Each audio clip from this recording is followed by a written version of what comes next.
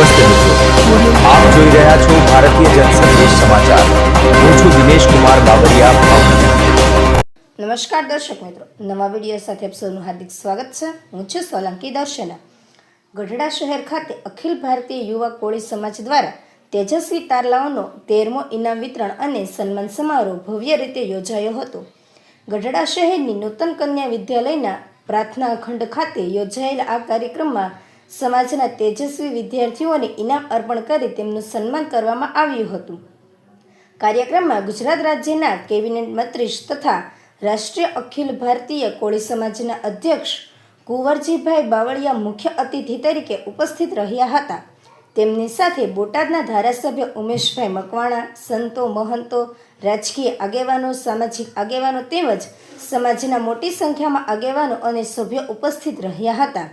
આ પ્રસંગે કેબિનેટ મંત્રી કુંવરજીભાઈ બાવળિયાએ જણાવ્યું હતું કે સમાજના યુવાનોમાં ઉચ્ચ શિક્ષણ, સર્વાંગી વિકાસને પ્રોત્સાહન આપવા માટે ગાંધીનગર ખાતે સમાજનું શૈક્ષણિક ભવન બનાવીને પ્રક્રિયા શરૂ કરવામાં આવી છે। તેમણે યુવાનોને વ્યસનમુક્તિ જીવન જીવવા અને શિક્ષણને પ્રાથમિકતા આપવા તેમજ સોશિયલ મીડિયાના અતિરેકથી દૂર રહી પોતાના ઉજ્જવળ ભવિષ્યના નિર્માણ માટે પ્રયત્નશીલ રહેવાની અપીલ કરી હતી।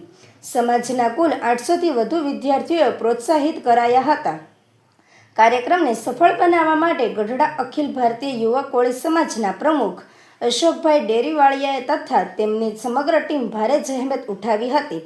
કાર્યક્રમ દરમિયાન તેજસ્વી વિદ્યાર્થીઓનું સન્માન થતાં વિદ્યાર્થીઓ અને તેમના પરિવારજનોમાં આનંદ અને ગૌરવની લાગણી જોવા મળી હતી।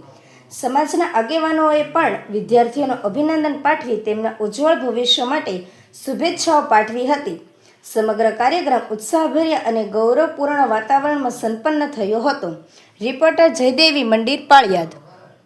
જે આજે આમ તો સાહેબે જે ચિંતા કરી છે મિત્રો, આપણે હવે ભણ્યા વગર ઉદ્ધાર નથી અને સમાજના